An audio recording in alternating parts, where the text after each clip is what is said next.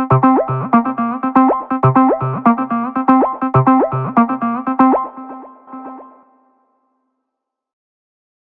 hello again, I'm Maurice Barratt and I've got 10 minutes to talk to you, so let me start the clock and we won't waste any more time. The subject is called Understanding Grace. I found that Christians don't really understand it, so let me start explaining it. What is grace? Well, if I ask any Christian, they'll say it's unmerited favour. Well, that's a really bad description of it. And I'll tell you why. So many other things are also unmerited favour. The gifts of the Spirit, the 9 gifts of the Spirit in Corinthians, they're gifts. So they're not rewards, and we've not worked for them. They're given severally as the Holy Ghost will, so they're unmerited favour. In fact, anything we receive that's not by works must be obtained by grace. So there's lots of things that we receive that we don't work for. So it's a general term, unmerited favour. It doesn't really tell me what grace is. It just tells me that I can't earn it. So that's not good enough. Let me help you. Paul says in Ephesians chapter 2 verse 8, and we all know this verse, for by grace are we saved.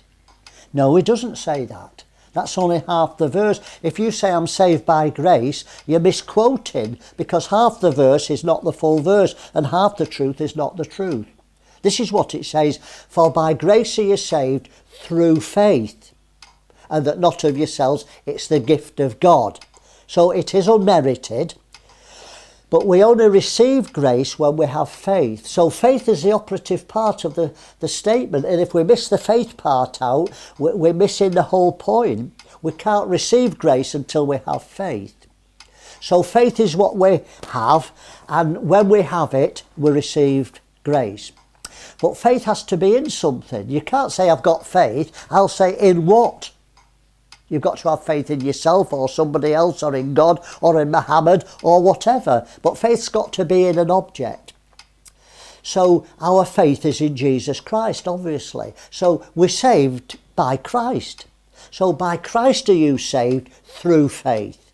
Faith's the key. We believe in Jesus Christ. That's what saves us.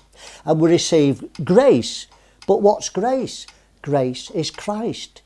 By faith we receive Christ. So we can substitute the word Jesus for the word grace here. So we receive grace, Christ, when we have faith. So faith's the operative word, not grace. Let me talk a little bit more. Paul had a thorn in the flesh.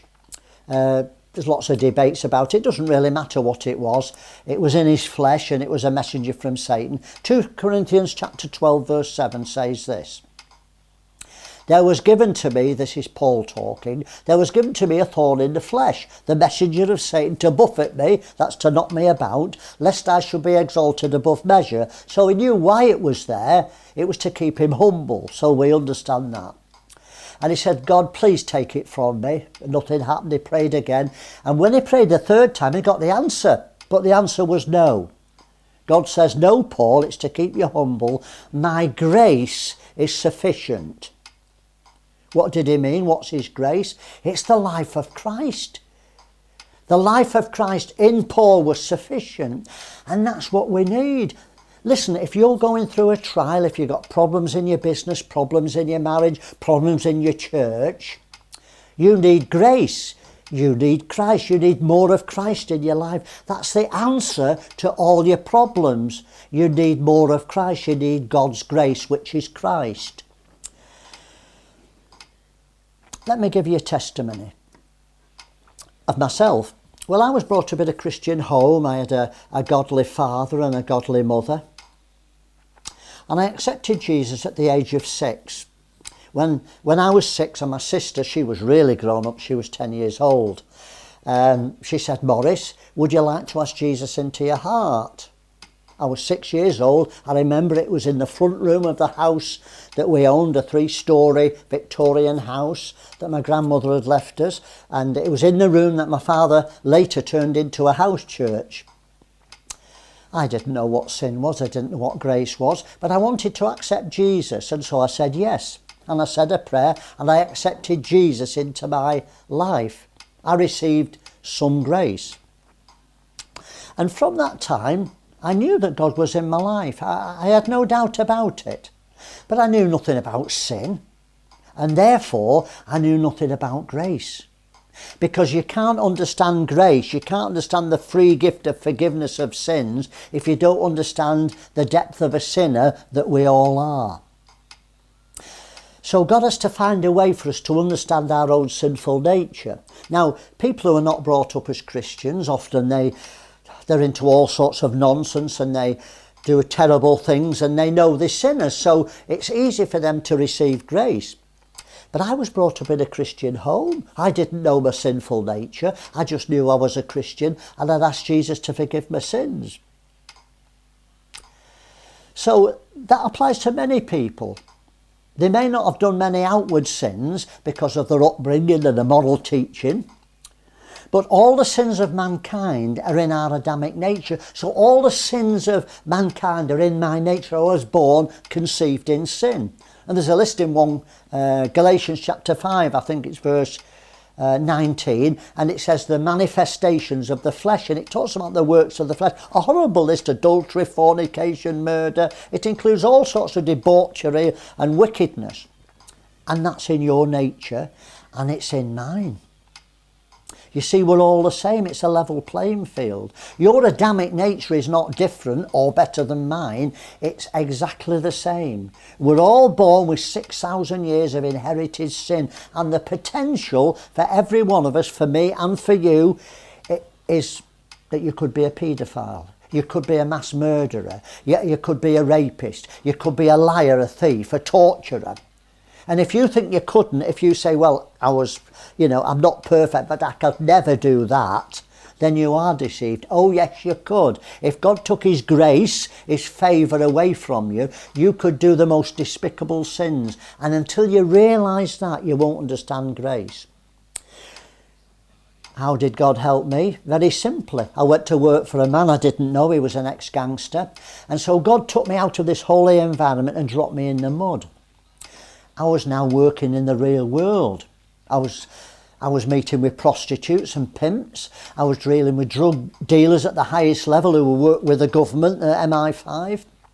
I worked with people who dealt in pornography. I worked with people who were paedophiles. And 30 years ago, I knew that Jimmy Savile was a paedophile. I knew that Paul Raven, who was Gary Glitter as his show business name, was a paedophile. I knew Edward Heath was. I told somebody and they made me feel foolish, so I kept it to myself. Of course, when Edward Heath died, it all came out. And so I mixed with MPs who were into pornography, judges who gave prostitutes a sentence, and then at the evening they would go and have a sexual orgy with the paid prostitutes there. And I saw that the whole world lieth in wickedness. I didn't realise. You see, Satan's the god of this world, and those at the top are worshipping him. Make no mistake about it, and they know it at the very top. Well, when I was in this situation, God showed me I was no different than all those people in my heart. I was moral outside, but I was rotten inside. I'd never been regenerated from the inside out. I was only a moral person. And slowly I began to understand what I'd been saved from, and that it was God's grace, it was Christ's life in me and not my own goodness. What a revelation. So my whole ministry now is getting Christians to accept what they're really like and change from the inside, not become moral. So it had to be Christ in me that was the hope of my glory. The hope of my glory is the hope of the resurrection of the sinful body, that one day it'll get this glorious and eternal body, just like Christ had when he rose from the dead. Well, it's a common problem for second or third generation Christian children. I fathered 5 children of my own, and every one of them accepted Jesus at a young age. They were all baptised in water at their own request. They were all filled with the Holy Ghost. They spoke in tongues. Some of them prophesied. But I've realised not one of my 5 children understood grace. They'd been brought up in a home where we taught moral conduct, where my wife and I were trying to live a holy life. They didn't know about sin, so they didn't understand grace. And every one of them have had to experience some part of the world before they understood grace. Some are still going through this painful process. Some have been a bit in the world or experienced it, and then they've come back to God because they understand grace. Some of my children are going through it. Very painful for them to go through it, but it's necessary for God to make them into the people that is destined for them. And it's just as painful for the parents to watch. But if you understand grace yourself and you've been exposed to your own sinful nature, then you watch your children with understanding as they go through the process, and it's not a fearful and desperate one. Faith's the key to your children coming through this process. If you call your children backslidden because they go into the world when they'll be brought up as a Christian, it's very negative and it's an untrue assessment. Those who understand grace and have fallen away, they're certainly backslidden, but not the children who are going through the process to understand grace.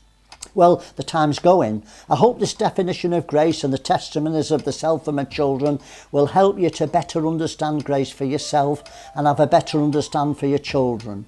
The time's gone. Have a wonderful week. God bless you. Look forward to seeing your next blog.